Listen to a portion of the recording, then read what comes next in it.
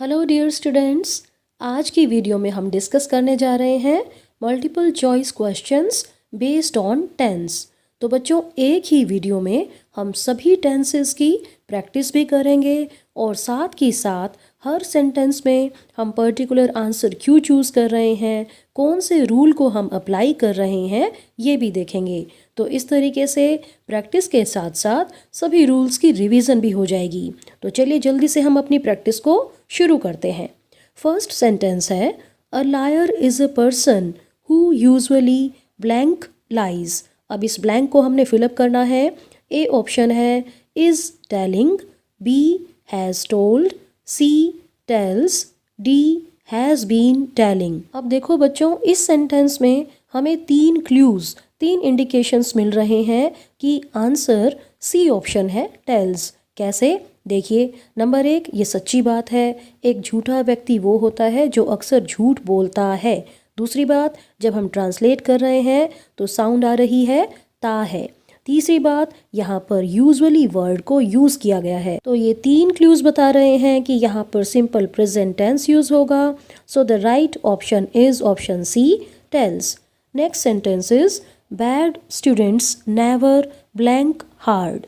A option, are working, B have worked, C work, D have been working. अब देखिए, ये sentence भी पहले वाले सेंटेंस की तरह ही एक फैक्ट है, एक सच्ची बात है।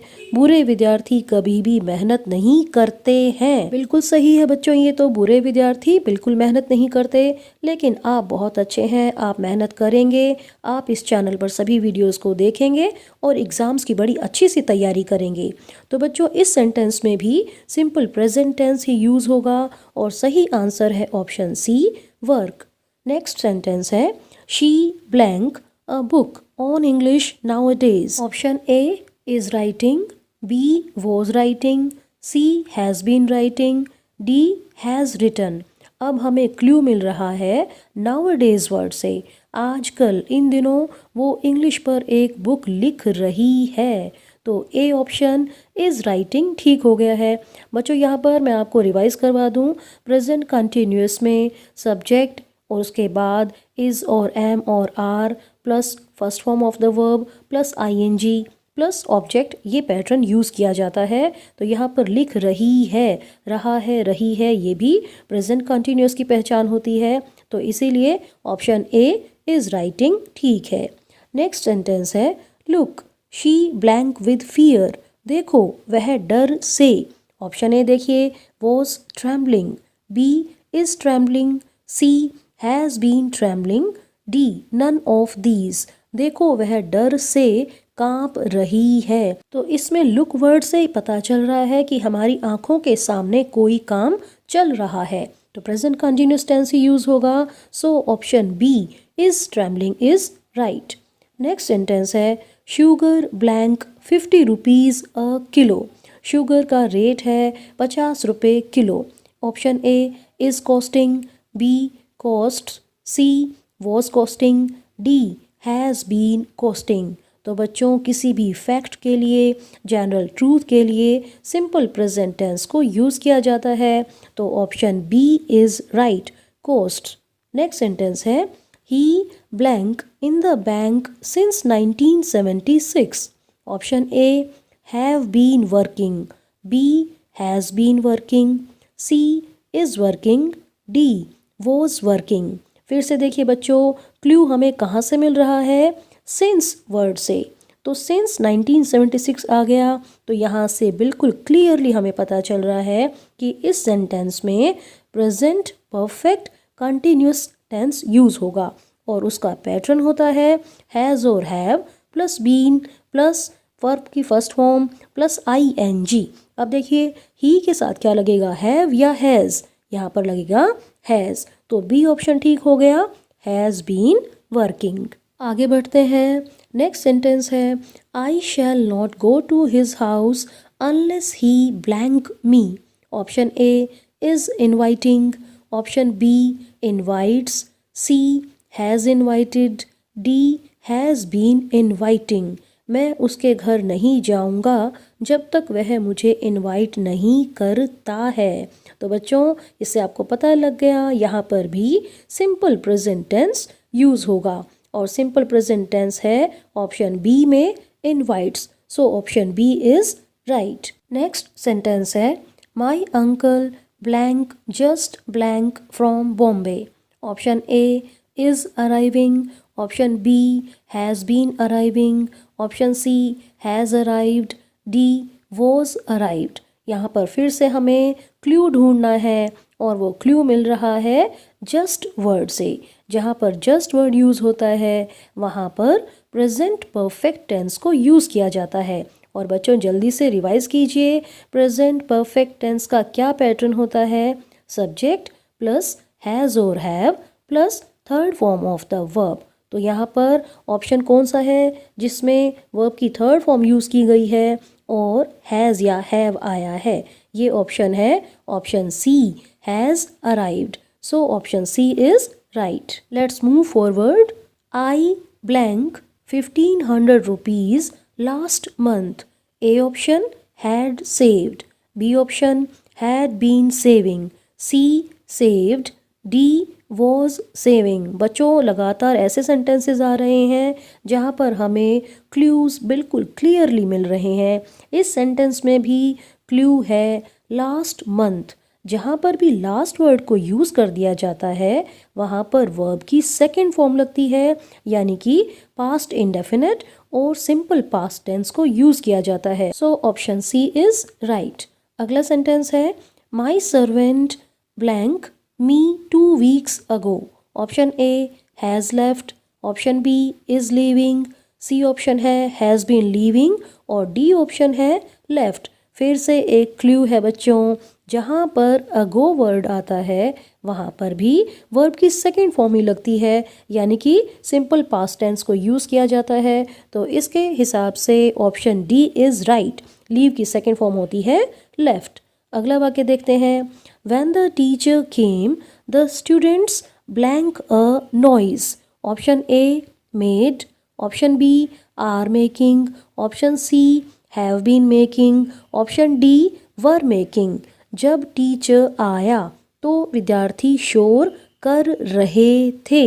बिल्कुल क्लियरली पता चल रहा है बच्चों, रहा था, रहे थे, रही थी, ये साउंड आता है तो पास्ट कंटिन्यूस टेंस यूज़ होता है।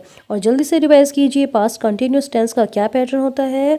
सब्जेक्ट प्लस वॉज और were plus first form of the verb plus ING. तो देखिए इस हिसाब से कौन सा आंसर आएगा? स्टूडेंट्स बहुत सारे हैं, प्लूरल है, तो ऑप्शन डी ठीक है, were making. Students were making a noise. अगला सेंटेंस है I blank a poem when the door bell wrong.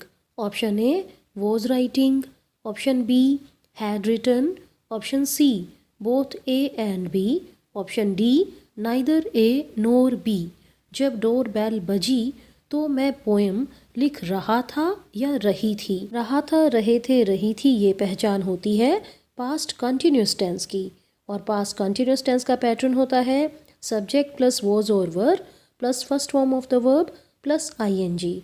तो इसके हिसाब से बच्चों ऑप्शन ए वॉज राइटिंग ये ठीक है। नेक्स्ट सेंटेंस है बच्चों if only you blank hard.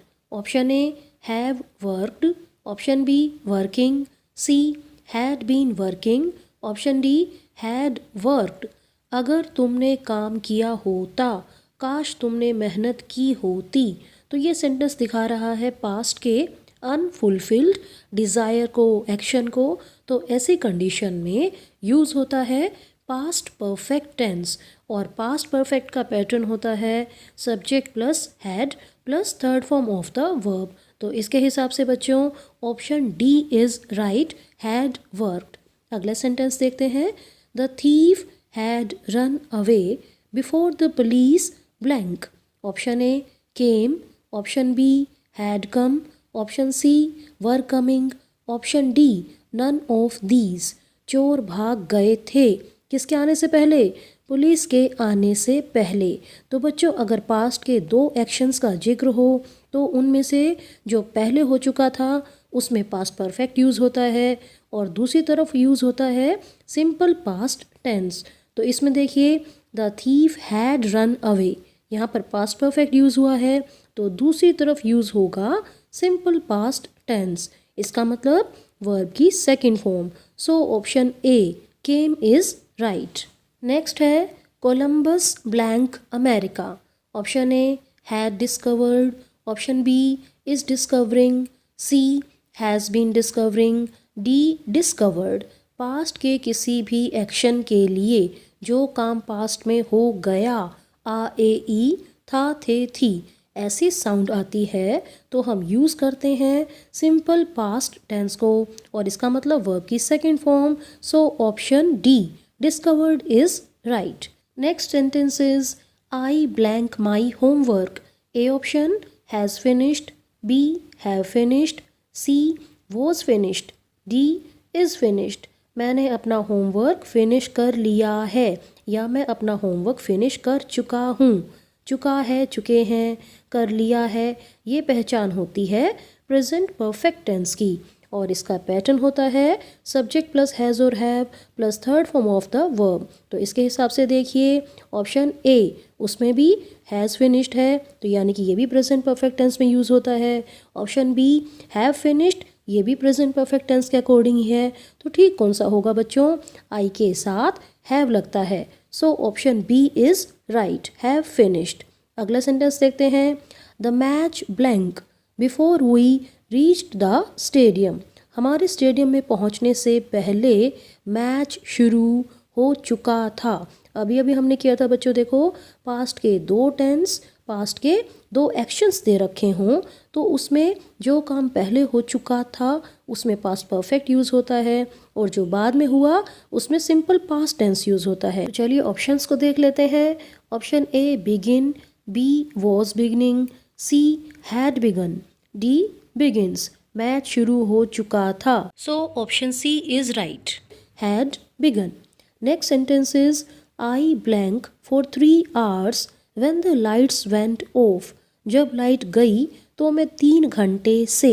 Option A have been studying, option B was studying, C had studied, option D had been studying. जब लाइट्स गई तो मैं 3 घंटे से पढ़ रहा था। ये पहचान है बच्चों पास्ट परफेक्ट कंटिन्यूअस टेंस की। तो इसमें आता है had plus been plus first form of the verb plus ING। So option D is right, had been studying. अब यहाँ पर देखिए आपको कंफ्यूज नहीं होना है, हैव बीन स्टडिंग नहीं आएगा। क्यों नहीं आएगा? क्योंकि when the lights went of, यहाँ पर वेंट वर्ब की सेकंड फॉर्म है, तो इससे पता लग रहा है कि ये पास्ट का टेंस है। तो इसी हिसाब से हमने हैड बीन स्टडिंग को चूज़ किया है। चलिए आगे बढ़ते हैं। Last night I blank a happy dream. Option A was seen, B is seen, C saw, D none of these. फिर से बच्चों ये तो बिल्कुल ही ईजी है। जहाँ पर भी लास्ट वर्ड यूज़ होता है तो वर्ब की सेकंड फॉर्म लगती है, और ये होता है पास्ट सिंपल टेंस। तो इसके हिसाब से हमारा ऑप्शन सी ठीक है, option C is so. Next है I wonder if I blank tickets in advance. Option A get, option B am getting, option C shall get, option D none of these. तो बच्चों यहाँ पर इस sentence में if clause वाले rules follow होंगे। वो कैसे? देखिए वंडर वर्ब की फर्स्ट फॉर्म है, यानी कि यहाँ पर सिंपल प्रेजेंट टेंस यूज़ हुआ है, तो ऐसी कंडीशन में इफ़ क्लोज में शैल या विल यूज़ होगा, और आई के साथ यहाँ पर लगेगा shall. So option C is right, shall get. Next sentence है this is February then the next month blank March. Option A is to be, option B was to be, option C will be, option D will have been. ये फरवरी का महीना है तो अगला महीना मार्च का होगा। बिल्कुल सिंपल है बच्चों, ये तो फ्यूचर इंडेफिनिट टेंस यहाँ पर यूज़ होगा। Option C is right, will be. Next है if you walk fast you blank the train. Option A catch, option B will catch, option C caught, option D both B and C. यहाँ पर भी बच्चों if clause वाला rule follow होगा। अगर if clause में verb की first form use होती है, सिंपल प्रेजेंट टेंस यूज़ होता है, तो मेन क्लोज में विल और शैल प्लस वर्ब की फर्स्ट फॉर्म यूज़ होता है। तो इसके हिसाब से option B is right, will catch. Next है here blank 2 apples. Option A are, option B is, option C have, option D was. ये तो बिल्कुल सिंपल है बच्चों। हियर 2 एप्पल्स, ऐसे सेंटेंस में जो रियल सब्जेक्ट होता है हमें उसको पहचानना होता है। 2 एप्पल्स प्लूरल हो गया है, तो इसके हिसाब से ऑप्शन ए ठीक है, आर। एक तरीके से ये सेंटेंस आता है सब्जेक्ट वर्ब अग्रीमेंट की कैटेगरी में। तो बच्चों, चाहे आपको टेंस को डिटेल में समझना है या सब्जेक्ट वर्ब एग्रीमेंट टॉपिक को समझना है, सभी टॉपिक्स की वीडियो इस चैनल पर अवेलेबल है। चलिए आगे बढ़ते हैं। The next sentence is we blank all this before. Option A are considering, B have considered, C considered, D were considering. हम ये सब कुछ पहले ही कंसिडर कर चुके हैं या कर लिया है। तो इसका मतलब यहाँ पर यूज़ होगा प्रेजेंट परफेक्ट टेंस, और इसके according option B is right, have considered, क्योंकि प्रेजेंट परफेक्ट टेंस में यूज़ होता है सब्जेक्ट प्लस हैज़ और have plus third form of the verb. अगला सेंटेंस है बच्चों, when blank Nehru blank his will question mark. आपको ये ध्यान रखना है कि सेंटेंस के एंड में क्वेश्चन मार्क है। ऑप्शन ए है is Nehru writing, B was Nehru writing, C has Nehru written, D did Nehru write. Nehru ji ने अपनी विल, अपनी वसीयत कब लिखी, ये पास्ट की बात है, तो बच्चों यहाँ पर पास्ट इंडेफिनिट टेंस यूज़ होगा। इसका मतलब option D is right, when did Nehru write his will. Next sentence है Baba started weeping when he blank out of the room. Option A has come, B came, C was coming, D has been coming. बाबा ने रोना शुरू कर दिया जब वह कमरे से बाहर आया। पास्ट में हुए 2 एक्शंस जो एक ही साथ पर हुए, उनकी तरफ यहाँ पर इशारा किया गया है। ये सेंटेंस उन पास्ट एक्शंस के बारे में बता रहा है। So option B came is right. आगे बढ़ते हैं।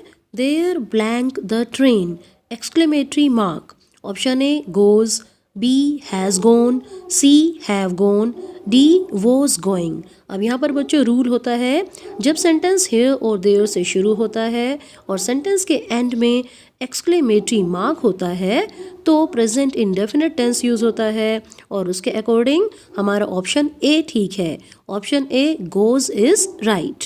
नेक्स्ट है I blank this novel by this time tomorrow. Option A shall finish, B will finish, C shall have finished, D shall be finishing। मैं कल इस समय तक नोवेल को फिनिश कर चुका होऊंगा। तो पता चल रहा है बच्चों, फ्यूचर परफेक्ट टेंस, और उसका पैटर्न होता है सब्जेक्ट प्लस विल और shall plus have plus third form of the verb, and according to that option C shall have finished is right। And the next sentence is it started to rain while we blank tennis। Option A are playing, option B have been playing, option C had been playing, and D is were playing। बारिश शुरू हो गई जब हम tennis खेल रहे थे। Past continuous tense will be used here, and option D were playing is right। And now comes sentence number 30, the last sentence। Mumps blank not common among adults। Option A is, B are, C has been, D has been। अब देखिए बच्चों, D option बिल्कुल grammatically correct ही नहीं है। किसी भी sentence में has और बीइंग इकट्ठे आते ही नहीं हैं। अब हम नज़र डालते हैं हमारे इस सेंटेंस के सब्जेक्ट पर। मम्प्स ये एक बीमारी होती है जो कि बच्चों में ही होती है, अडल्ट्स में ये कॉमन नहीं होती है। अब दूसरी बात, इस शब्द को देखकर, इस वर्ड को देखकर एक कन्फ्यूज़न हो सकती है कि ये प्लूरल है, लेकिन बच्चों ये वर्ड सिंगुलर है, चाहे ये वर्ड एस से ही एंड हो रहा है, लेकिन इसको सिंगुलर ही माना जाएगा. So option A is right. Mumps is not common among adults. And here our discussion comes to an end. Thank you very much for watching this video. For more videos, please subscribe to my channel English Classes with Sheetal Sharma.